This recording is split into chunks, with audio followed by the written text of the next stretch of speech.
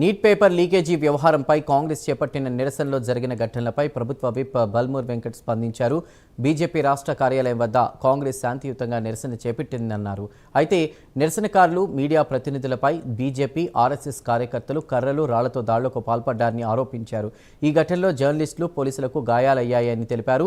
BJP Rahul గాంధీని arrest చేసి ప్రజాస్వామ్యాన్ని కూనీ చేసే ప్రయత్నం చేసిందని విమర్శించారు. విద్యార్థులకు న్యాయం జరిగే వరకు కాంగ్రెస్ పోరాటం కొనసాగుతుందని బల్మూర్ వెంకట్ స్పష్టం చేశారు.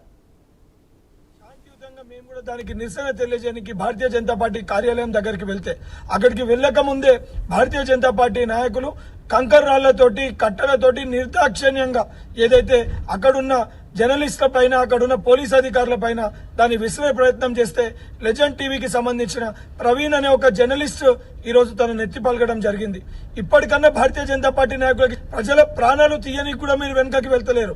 మీరు చేసిన తప్పుకి ఏదైతే ధర్మేంద్ర ప్రధాన్ని రాజీనామా చేయాలని చెప్పి శాంతియుతంగా ధర్నాలు చేస్తే మీరు కట్టెలతోటి, రాళ్లతోటి ఈరోజు అప్రజాస్వామ్యబద్ధంగా ఏదైతే మీరు దాడులు చేస్తున్నారో భారతదేశ ప్రజలందరూ కూడా గమనిస్తారు. మీరు ఎంత రాక్షసత్వంతో ప్రవర్తిస్తున్నారో ప్రజలందరూ కూడా గమనిస్తారు.